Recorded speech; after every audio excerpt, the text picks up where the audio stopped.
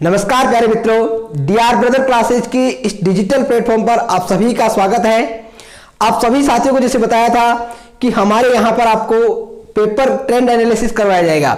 आज मैं आपसे इस वीडियो में चर्चा करूंगा साइकोलॉजी 2015 के पेपर के ट्रेंड एनालिसिस की।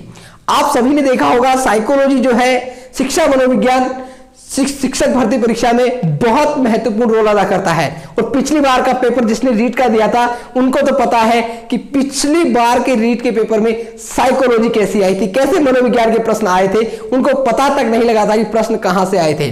तो मैं आज 2015 के पेपर पर चर्चा करूंगा, उसके बाद 2017 के पेपर की चर्चा करूंगा। बस आप हमारे साथ जुड़े रहिएगा। हम चर्चा किस तरह से करेंगे, इस वीडियो में हम ये चर्चा करेंगे कि 2015 में जो प्रश्न आए साइकोलॉजी के, कौन सी इकाई से कितने प्रश्न आए और फिर इकाई के अंदर कौन से चैप्टर से कितने प्रश्न पूछे गए। तो इससे आपको क्या पता लगेगा कि कौन सा जो चैप्टर है, कौन सी इकाई ज्यादा महत्वपूर्ण है और कौन से चैप्टर से किस तरह के प्रश्न पूछे जा रहे हैं। प्रश्नों की प्रकृति आपको समझ में आएगी और जिससे कि आप साइकोलॉजी में एक अच्छा स्कोर कर पाएंगे और आपको शिक्षा मनोविज्ञान को तैयार करने में बहुत ही आसानी होने वाली है। तो साथियों, कक्षा की शुरुआत करें उससे पहले एक मोटिवेशन लेते हैं हम। आज का मोटिवेशन है हमारा, जिनका लक्ष्य नहीं जीवन में वे ऐसे ही रह जाते हैं जैसे लाखों और हजारों पत्ते नदियों में बह जाते हैं, नदियों में बह जाते हैं। तो साथियों, इसी उल्लास के साथ, इसी लक्ष्य करते हुए, हमारा दृढ़ निश्चय करते हुए, हमारा लक्ष्य बनाकर कि अब की बार इस रीट में हमें अध्यापक बनना है, तो शुरुआत करते हैं आज के हमारे साइकोलॉजी के पेपर ट्रेंड एनालिसिस रीट 2015 की। मित्रों, आज हम रीट 2015 लेवल फर्स्ट के पेपर का एनालिसिस करेंगे।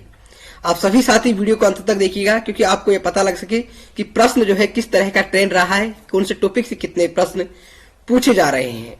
तो आपको बता दूं साथियों, जब भी आप रीट 2015 या 17 या फिर किसी भी रीट का पेपर हल करने बैठेंगे तो आपको पेपर में सबसे पहले शिक्षा मनोविज्ञान देखने को मिलेगा। और अगर आपका शिक्षा मनोविज्ञान अच्छा होता है, शिक्षा मनोविज्ञान की तैयारी आपकी शानदार होती है, तो आपको पेपर को देखते ही कॉन्फिडेंस बन जाएगा। तो आप सभी साथी इस मनोविज्ञान को किस तरह से तैयार करेंगे आप मेरे ऊपर छोड़ दीजिए, विश्वास करके मेरे साथ जुड़े रहे और एक बार कक्षाएं हमारी लगातार देखते रहे। 25 अप्रैल तक शिक्षा मनोविज्ञान का पूरा कोर्स मैं आपको यहाँ पर करवाने वाला हूँ और वो भी एक बेहतर रणनीति के साथ। तो साथियों, आज देखते हैं हम कितने प्रश्न कहां से पूछे गए हैं। आप सभी को दिखाई दे रहा होगा स्क्रीन पर 30 प्रश्न आपके पेपर में पूछे जाते हैं और आपके पाठ्यक्रम में 5 इकाइयों में आपका साइकोलॉजी का सिलेबस विभाजित किया गया है। तो आपको दिखाई दे रहा होगा कौन सी इकाई से कितने प्रश्न अब तक पूछे गए हैं। पहली इकाई से 6 प्रश्न, दूसरी इकाई से 8 प्रश्न, तीसरी इकाई से 6 प्रश्न, इकाई 4 से 4 प्रश्न और इकाई 5 से 6 प्रश्न। अब आपको बता दूं, हम एक एक चीज का विश्लेषण करेंगे। इकाई 1 में जो 6 प्रश्न पूछे गए हैं, कौन से चैप्टर से पूछे गए हैं और किस तरह का प्रश्न पूछा गया है, आप निश्चिंत रहें। तो देखते हैं साथियों, इकाई 1 में जो हमारे प्रश्न पूछे गए, 6 प्रश्न पूछे गए हैं और आपका पहला प्रश्न वंशानुक्रम टॉपिक से। आपको पता होगा, आपने सिलेबस सबने पढ़ रखा है, एक बार आपने सबने तैयारी की होगी रीट को, तो आपको इनकी टॉपिकों के बारे में पता होगा कि आपके सिलेबस में क्या क्या टॉपिक है।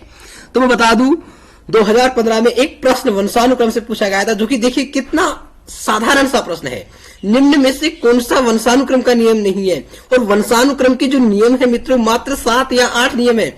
आपको नियमों के अंदर भी नहीं पूछा गया है, मात्र ऊपर से सीधा प्रश्न पूछा गया। आप कहते हो साइकोलॉजी कठिन है, साइकोलॉजी कठिन कहाँ है, बस तैयारी करने का जो तरीका है, किस तरह से आपको तैयार करना है साइकोलॉजी, उस पर ज्यादा फोकस करना है। और इसके लिए आप एक बार डीआरबी से जुड़कर देखिए मित्रों, जरूर आपको बेनिफिट होगा, आत्मविश्वास बनेगा आपका शिक्षा मनोविज्ञान में, क्योंकि जिस तरह से प्रश्न पूछे गए उसी तरह से यहाँ पर आपका सिलेबस कवर करवाया जाएगा।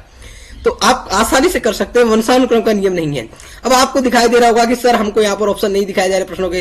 तो मित्रों, मैं बता दूं आपको ऑप्शन इसलिए नहीं दिखाए जा रहे क्योंकि यहाँ पर आपको पेपर का विश्लेषण नहीं करवाया जा रहा है। आपको मैं खुद एक बार इन पेपरों का, जो पिछले पेपर है हमारे, उन सभी को हल करवाने वाला हूं, बिल्कुल एनालिसिस के साथ। आप निश्चिंत रहें, बस हमारे साथ जुड़े रहें विश्वास करके। तो साथियों, दूसरा प्रश्न वातावरण से पूछा गया और देखिए वातावरण से भी कितना आसान सा प्रश्न पूछा गया है। एक परिभाषा पूछी गई है यहाँ पर वातावरण से, और वातावरण की जो परिभाषाएं हैं, पुस्तकों में 2 या 3 परिभाषाएं दे रखी है और उसमें से परिभाषा पूछी गई है। वातावरण वह भारी शक्ति है जो हमें प्रभावित करती है। किसने कहा था? ये रोज की परिभाषा थी मित्रों। तो आप सभी साथी घबराए नहीं, साइकोलॉजी कोई रॉकेट साइंस नहीं है। आपके लिए आज से साइकोलॉजी पॉकेट साइंस बनने वाली है। देखिए अगला प्रश्न जो पूछा गया है, विकास की जो अवस्था होती है हमारी, कितना महत्वपूर्ण है टॉपिक। 4 प्रश्न यहां से पूछे गए और चारों प्रश्न देखिएगा मित्रों कितने आसान तरीके से पूछे गए। एक प्रश्न ये पूछा गया है कि किस अवस्था में बालकों में नई खोज करने की और घूमने की प्रवृत्ति बहुत अधिक बढ़ जाती है। अब आप देखिए जब हम अवस्थाओं की विशेषता पढ़ेंगे तो क्या इस तरह का प्रश्न हल नहीं कर पाएंगे, तो फिर आपके प्रश्न गलत क्यों होते हैं। अगर आप इस तरह से साइकोलॉजी प्रिपेयर करेंगे तो मैं आपसे वादा करता हूं मित्रों आपके प्रश्न गलत होने की जो संभावना है बहुत कम हो जाती है।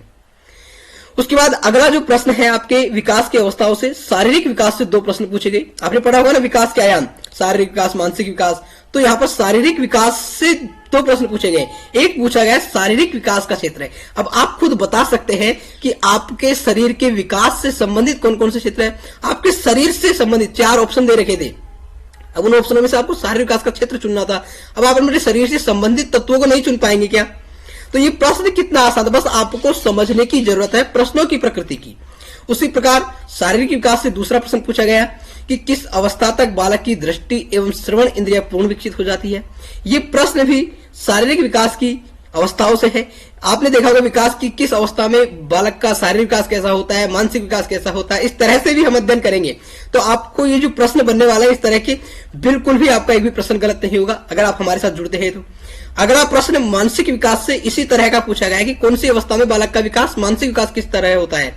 देखिए तर्क, जिज्ञासा तथा निरीक्षण शक्ति का विकास होता है डैश की आयु पर। तो आप अगर इनको पढ़ेंगे विकास की अवस्थाओं में विभिन्न तरह के विकास, शेष अवस्था में शारीरिक विकास किस तरह से होता है, बाल्यावस्था में कैसे होता है, किशोर अवस्था में कैसे होता है, तो आप इन प्रश्नों के बड़े आसानी से जवाब दे पाएंगे। ठीक है मित्रों, तो इकाई 1 के 6 प्रश्नों की हम चर्चा कर चुके हैं। अब चलते हैं इकाई 2 की ओर। आप सभी को दिखाई दे रही होगी इकाई 2 में 8 प्रश्न पूछे गए थे। अब आप ये अंदाजा लगा सकते हैं इकाई 1 और इकाई 2 कितने महत्वपूर्ण है। 6 और 8 14 प्रश्न, लगभग शिक्षा मनोविज्ञान का आधा पेपर आपसे पहले 2 इकाई से पूछ ले गए हैं। तो आप 2 इकाई तो इतने शानदार तरीके से तैयार कर ले कि आपका आधा शिक्षा मनोविज्ञान का पेपर हल हो जाता है। तो फिर आप क्यों नहीं कर पाते प्रश्न सही। कारण यही है कि आप एक अच्छे तरीके से तैयारी नहीं करते और आप जुड़ के देखिए। मैं बार बार एक ही बात कहूंगा, रीट की जंग डीआरबी के संग। तो साथियों अधिगम की हम चर्चा करते हैं। अधिगम से 3 प्रश्न पूछे गए। अब 3 प्रश्न देखिए मित्रों कितने आसान भाषा में पूछे गए। अधिगम अंतरण का थोर्नडाइक सिद्धांत कहा जाता है। अब आप मुझे बताइए कितना आसान प्रश्न है, क्या आप इसका जवाब नहीं दे सकते।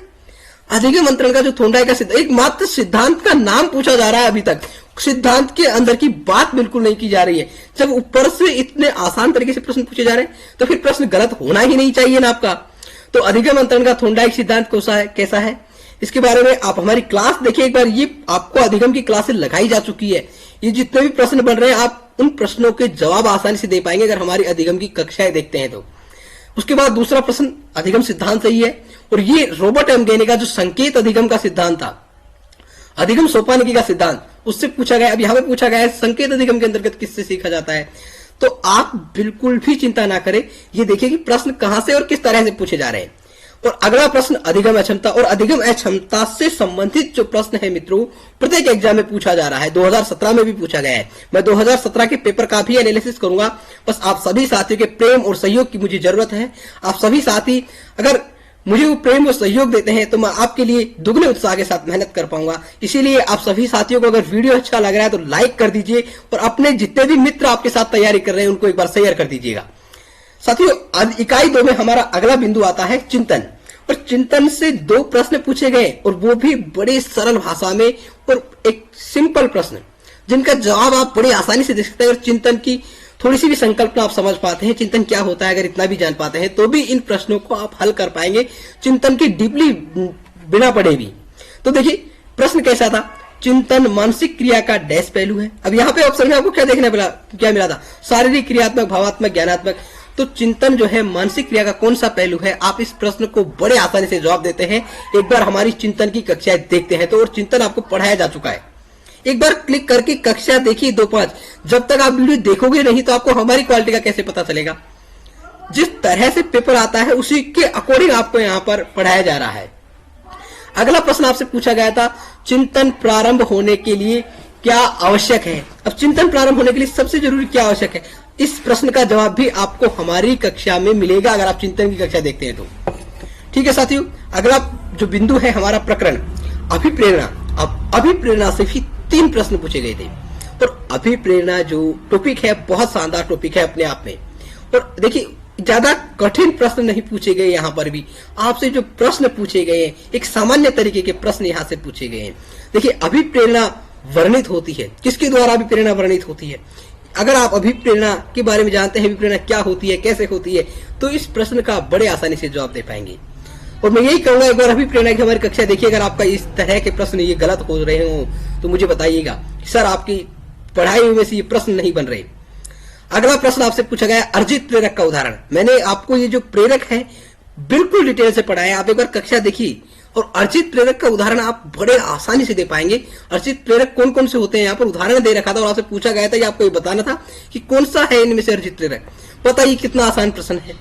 अगला प्रश्न था कि प्रगतिशील जो परिवार होते हैं उनके बच्चों में अपेक्षाकृत कौन सा प्रेरक अधिक प्रबल होता है। एक प्रगतिशील परिवार है तो उनके बच्चों में कौन सा जो प्रेरक है अधिक प्रबल होगा, तो आप बता सकते हैं, जिससे ऑप्शन में दिए गए थे। अब आपको ऑप्शन मैंने इसलिए नहीं दिखाए कि आपकी जिज्ञासा बढ़नी चाहिए कि किस तरह के ऑप्शन थे, आप खुद जाकर देखो उनको। मैं आपका पेपर एनालिसिस के साथ पेपर को हल भी करवाऊंगा। हर संडे आपका एक पेपर रखा जाएगा कोई सा भी, जिसको हम हल करवाएंगे। आप सभी निश्चिंत रहें। अगली इकाई देखते हैं हम, इकाई 3। इकाई 3 से 6 प्रश्न पूछे गए हैं। इससे इकाई 3 से कौन कौन से प्रकरणों से आपसे प्रश्न पूछे गए? देखिए व्यक्तिगत विभिन्नता, और व्यक्तिगत विभिन्नता एक ऐसा टॉपिक है जिसे आप बिना पढ़े भी हल कर सकते हैं। और प्रश्न किस तरह से पूछे? व्यक्तिगत भेद पाए जाते हैं। आप बता सकते हैं कि व्यक्तियों में विभिन्नता किस किस प्रकार से होती है, किस प्रकार से होती है आप बता सकते हैं। हर प्रकार से विभिन्नता होती है, जिस तरह से भी ऑप्शन दे रखे थे उसमें, किस किस शारीरिक रूप से, मानसिक रूप से। तो आप इन प्रश्नों को बड़े आसानी से हल कर सकते हैं। बस आपको अपने आप में आत्मविश्वास लाने की जरूरत है, क्योंकि कई बार बिना आत्मविश्वास के आपके आते हुए प्रश्न भी गलत हो जाते हैं मित्रों। अगला जो प्रकरण है हमारा व्यक्तित्व, एक बड़ा ही शानदार रोचक टॉपिक है और इस व्यक्तित्व से प्रत्येक परीक्षा में प्रश्न पूछे जाते हैं। और 2 प्रश्न पूछे गए यहाँ पर, और दोनों ही प्रश्न ज्यादा गहराई से नहीं पूछे गए। देखिए व्यक्तित्व का पहला प्रकारात्मक वर्गीकरण किसके द्वारा प्रस्तुत किया गया? बस व्यक्तित्व के सिद्धांत किसने दिया, किसने इसे प्रस्तुत किया, इस तरह से प्रश्न पूछे जा रहे हैं कि इसके सिद्धांत का क्या नाम है, न कि उन सिद्धांतों की ज्यादा गहराई से प्रश्न आ रहे हैं। तो आपको ज्यादा चिंता करने की जरूरत नहीं है। तो साथियों देखिए दूसरा प्रश्न व्यक्तित्व से किस तरह से का पूछा गया है। बाह्य आभास के आधार पर व्यक्तित्व का वर्णन कहा जाता है। जो बाह्य आभास के आधार पर व्यक्तित्व का हम वर्णन करते हैं वो किसे कहा जाता है, तो ये भी आप आसानी से हल कर पाएंगे अगर एक बार इस व्यक्तित्व के टॉपिक को आसानी से समझ कर पढ़ते हैं। तो आपको रटने की जरूरत नहीं है, एक कॉन्सेप्ट अपने माइंड में बैठाने की जरूरत है इस साइकोलॉजी को लेकर कि साइकोलॉजी एक खतरनाक विषय नहीं है, एक आसान विषय है साइकोलॉजी। अगला जो प्रकरण है हमारा बुद्धि, और बुद्धि से प्रत्येक परीक्षा में प्रश्न पूछे गए। बुद्धि से 3 प्रश्न रीट 2015 में पूछे गए। देखिए कितने प्रश्न आसान यहाँ है। सामान्यतः विशिष्ट कारक सिद्धांत का प्रतिपादन, आपको सिद्धांत के बारे में ही पूछा जा रहा है, सिद्धांत किसने दिया या फिर इनके सिद्धांत का क्या नाम है। कम से कम 5-6 प्रश्न इस तरह के आपको अभी तक देखने को मिल चुके हैं। तो आपको सिद्धांतों के नाम और जिसने भी ये सिद्धांत दिया है उन सिद्धांतों के नाम को तो बिल्कुल घोट कर पी जाना है, रट लेना है बिल्कुल कि कौन सा सिद्धांत किसके द्वारा दिया गया है और किसके सिद्धांत का क्या नाम है। अगला देखिए बुद्धि लब्धि संप्रति विकसित किया, यही पूछा है किसने दिया, किसने विकसित किया या फिर इसका सिद्धांत क्या है। तो इस तरह के प्रश्न आप ज्यादा से ज्यादा एक दिन में तैयार कर पाएंगे हमारे साथ जुड़कर, निश्चिंत रहें आप। अगला प्रश्न देखिए, मानसिक न्यूनता ग्रसित श्रेणी के जो बालक होते हैं उनकी बुद्धि लब्धि पूछ ली गई है। अब बुद्धि लब्धि ज्यादा से ज्यादा 8-10 प्रकार के बालकों की बुद्धि लब्धि होगी और उनको आपको ट्रिक के माध्यम से मैं याद करवाऊंगा। अगर आप याद नहीं कर पाते हैं कि कौन सी बुद्धि लब्धि कौन से बालक की है तो आपको मैं ट्रिक के माध्यम से याद करवाने वाला हूं। बस आप हमारे साथ विश्वास करके जुड़े रहिएगा मित्रों। देखिए अगली इकाई 4 इकाई 4 से जो प्रश्न पूछा गया है, 4 प्रश्न यहां से पूछे गए। इकाई 4 में क्या क्या चलते हैं हमारे, विविध अधिगमकर्ताओं की समझ, विभिन्न प्रकार के जो बालक होते हैं, अपराधी बालक, समस्यात्मक बालक, विशिष्ट बालक, बाल अपराधी बालक, ये सब बालकों के जो प्रकार है उनसे प्रश्न पूछेंगे। देखिए निम्न में से कौन सा पिछड़ेपन का कारण नहीं है, बालक पिछड़ जाता है उसके कारण बता रखे थे कि इनमें से कौन सा कालक है जो बालक को पिछड़ने से संबंधित नहीं है।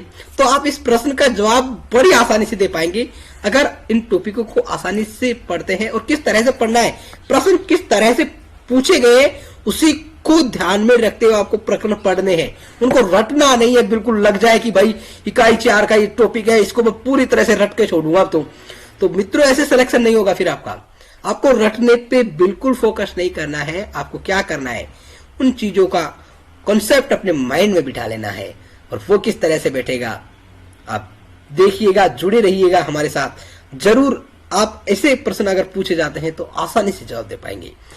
देखिए अगला प्रश्न, बच्चों को अमूर्त मान प्रत्ययों को ग्रहण करने की योग्यता होती है। कौन से बच्चे होते हैं जिनको अमूर्त प्रत्यय को ग्रहण करने की योग्यता होती है?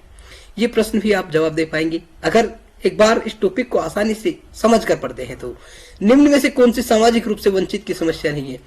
सामाजिक रूप से जो वंचित बालक होता है, इसमें से कौन सी समस्या जो है जो सामाजिक रूप से वंचित बालक की नहीं है? ये तीनों प्रश्न बहुत सिंपल, अभी तक 2015 के पेपर में कोई सा भी प्रश्न ऐसा कठिन नहीं है कि जिसका कोई बालक शिक्षा मनोविज्ञान पढ़कर जवाब नहीं दे सके। अगला प्रश्न समायोजन से, और समायोजन से भी एक प्रश्न तो प्रत्येक परीक्षा में पूछा जा रहा है। देखिए तनाव को कम करने के अप्रत्यक्ष ढंग कहलाते हैं। कोई अंदर से नहीं पूछा गया, बस ये पूछा गया कि अप्रत्यक्ष ढंग, तनाव को हम दूर करते हैं। उनके 2 ढंग होते हैं, प्रत्यक्ष और अप्रत्यक्ष। अप्रत्यक्ष में कौन से आते हैं, अप्रत्यक्ष में कौन से आते हैं? बस 4-5 दिया, 8-10 नाम होंगे जिनको आप आसानी से याद रख सकते हैं। तो अब की बार रीत की जंग DRB के संग। देखिए इकाई 5 में किससे कितने प्रश्न पूछे गए हैं? तो मित्रों इकाई 6 से भी 5 प्रश्न पूछे गए, और देखिए कितने सिंपल से प्रश्न पूछे गए। मूल्यांकन जो टॉपिक है, ज्यादा से ज्यादा आप 1 या 2 दिन में बड़े आसानी से तैयार कर पाएंगे। और इससे किस तरह के प्रश्न पूछे जाते हैं बस आपको ये समझने की आवश्यकता है। देखिए मूल्यांकन का प्रकार नहीं है, अब ज्यादा से ज्यादा मूल्यांकन के जो प्रकार है 2 या 3 तरह के प्रकार होंगे, उनको आप याद कर ले। कितना बाहरी तरह से प्रश्न पूछा गया है, मूल्यांकन का प्रकार नहीं है, आप बड़े आसानी से जवाब दे पाएंगे। मित्रों मूल्यांकन के त्रिकोण का भाग नहीं है। मूल्यांकन के 3 उद्देश्य होते हैं। त्रिकोण जो होता है 3 मुख, उनमें से कौन सा नहीं है? और इन 3 नाम आपको याद रखने थे, 3 मुखों के, त्रिकोण के, और आप इस प्रश्न को बड़े आसानी से जवाब दे पाते। लेकिन आपको ये नहीं पता किस तरह के प्रश्न पूछे जा रहे हैं, आप तो बस उस मूल्यांकन को रटने में लग जाएंगे, मूल्यांकन की परिभाषा रटने में लग जाएंगे, ये मूल्यांकन क्या होता है, जबकि इस तरह का प्रश्न आपसे पूछा नहीं जा रहा है। आपको यह समझना है पेपर में कि परीक्षक आपसे क्या चाहता है, प्रश्नों की प्रकृति कैसी है, और ये समझ गए ना आप, तो मित्रों सिलेक्शन निकालना एक आसान काम हो जाएगा आपके लिए, बहुत आसान लगने लगेगा आपको सिलेक्शन निकालना। फिर देखिए एनसीएफ, और एनसीएफ टॉपिक कोई ज्यादा लंबा चौड़ा टॉपिक नहीं है, एक छोटा सा टॉपिक है, एक दिन में जिसे आप कवर कर सकते हैं। और महत्वपूर्ण इनमें क्या है, एनसीएफ 2005 के सिद्धांत, 5 सिद्धांत आप याद कर लीजिए। और एनसीएफ की थोड़ी सी बेसिक जो कॉन्सेप्ट है, बेसिक अवधारणा है, कब दिया, किसने दिया, किस तरह की इसमें गठन किया गया, तो आप बड़े आसानी से इस तरह के जवाब दे पाएंगे। अब एनसीएफ 2005 किस पर बल देता है, आप एनसीएफ को पढ़ने के बाद बड़े आसान तरीके से इस प्रश्न को हल कर पाएंगे। देखिए आरटीई, और आरटीई में देखिए कितना फैक्चुअल प्रश्न पूछा गया है। इसमें बताया गया आरटीई के अंदर कि कौन से शिक्षकों का अनुपात क्या होना चाहिए, प्राथमिक स्तर पर विद्यालय जो है कितनी दूर होना चाहिए, कितने शिक्षक छात्रों का अनुपात होना चाहिए, शिक्षक के कार्य सप्ताह कितने होने चाहिए। तो इस तरह के प्रश्न आपसे पूछे जा रहे हैं। देखिए यहाँ पर क्या पूछा है, शिक्षक हेतु प्रति सप्ताह कार्य घंटे, आरटीई 2009 के तहत। तो आप इस प्रश्न को जवाब दे पाएंगे बड़े आसान तरीके से अगर इस टॉपिक को एक समझकर कहीं से अच्छे तरीके से पढ़ते हैं तो। अगला प्रश्न देखिए क्रियात्मक अनुसंधान, क्या होता है क्रियात्मक अनुसंधान, बस आपको इतना जान लेना है क्रियात्मक अनुसंधान की बेसिक। अब आप इसके प्रश्न हल क्यों नहीं कर पाते, मैं बता दूं, क्रियात्मक अनुसंधान आप पढ़ोगे, आप पूरी लाइनें रट के रख लोगे, लेकिन आपको बेसिक जो है इसको प्रैक्टिकली क्या होता है क्रियात्मक अनुसंधान अगर आप समझ नहीं पाए तो इस तरह के प्रश्न हल नहीं कर पाएंगे। तो मित्रों मैं बार बार कह रहा हूं, कॉन्सेप्ट क्लियर करने पर फोकस करिए। तो क्रियात्मक अनुसंधान क्या होता है ये जान लीजिए आप, तो जरूर आप इन प्रश्नों के चाहे कोई सा ही ऑप्शन आपको देखने को मिले, आप प्रश्न हल आसानी से करोगे अगर आप उसकी कॉन्सेप्ट को समझ लिया। देखिए शिक्षण अधिगम प्रक्रिया, शिक्षण अधिगम प्रक्रिया टीचिंग लर्निंग जो प्रोसेस होती है वो क्या होती है आप सभी जानते हैं। और उसमें क्या आसान सा प्रश्न पूछा एक हलवा तरीके का कि शिक्षण प्रक्रिया में विद्यार्थी क्या होता है। और शिक्षण प्रक्रिया में जो विद्यार्थी कौन सा चर होता है, 3 प्रकार के चर होते हैं मात्र। तो उन तीनों चरों के बारे में विस्तृत रूप से जानकारी मैं आपको बताने वाला हूं। आप निश्चिंत रहिए, जितने भी जिस तरह के प्रश्न पूछे जा रहे हैं ना आपसे, उसी तरीके से मैं आपके पाठ्यक्रम को कवर करवाने वाला हूं। तो आप साइकोलॉजी का डर अगर आपके मन में है तो निकाल दीजिएगा मित्रों, और विश्वास करके डीआरबी के साथ जुड़कर देखिए, जरूर आपको अब की बार इस रीट में सफलता मिलेगी। और जिस तरह के प्रश्नों की प्रकृति है उसी तरह से हम कोशिश करेंगे कि अध्ययन करवाया जाए, क्योंकि मैंने आपसे वादा किया है हमारा जो कंटेंट होना चाहिए वो बेस्ट में से एक कंटेंट होना चाहिए। तो आप सभी मित्रों के लिए पेपर एनालिसिस किया गया है। आपको हमारा ये जो पेपर एनालिसिस है वो किस तरह का लगा है। आपको अगर हमारा ये वीडियो अच्छा लगा हो और आपको लगता हो कि ये वीडियो बहुत हेल्पफुल है और आपको लगे कि सर ने हमारे लिए मेहनत की है, आपको पता नहीं मित्रों इस वीडियो को बनाने में कितना समय लगा होगा, इसकी पीडीएफ बनाई होगी, पहले पेपरों को एनालिसिस किया होगा, प्रश्नों को छांटे होंगे कि कौन से प्रकरण से कितने प्रश्न पूछेंगे, फिर पीडीएफ का निर्माण किया गया होगा, फिर वीडियो बनाया गया होगा, फिर वीडियो में टाइटल तय किए होंगे, फिर वीडियो को अपलोड किया गया होगा। तो आप बताइए कितनी मेहनत लगी मुझे। क्या आप मेरे लिए इतना सा नहीं कर सकते कि इस वीडियो को अपने मित्रों के साथ शेयर कर सके? तो क्यों देर कर रहे हो मित्रों, शेयर कर दीजिए एक बार अपने मित्रों के साथ, जिससे वो भी जुड़कर अपनी तैयारी को मजबूत बना सके और अपने सपनों को पूरा कर सके। तो आप सभी ने इस वीडियो को अंत तक देखा, उसके लिए आपको बहुत बहुत धन्यवाद। अगर आपको हमारी सेवा हमारी सेवा से आप संतुष्ट हैं तो आप औरों को बताइएगा, अगर असंतुष्ट हैं तो आप हमें बता सकते हैं। और मैं आपको बता दूं, अगर आपको लगता है कि इस वीडियो में आप हमें कहीं अपेक्षित सुधार की जरूरत है तो आप अपने अपेक्षित सुधार कमेंट बॉक्स में कमेंट करें, या फिर व्यक्तिगत रूप से भी आप हमें सुझाव दे सकते हैं। आपके सुझावों का स्वागत है। तो आप सभी साथियों से विदा लेता हूं मैं। मिलते रहेंगे साथियों इसी तरह के और बेहतरीन वीडियो में। तब तक के लिए आप सभी साथियों को बहुत बहुत धन्यवाद।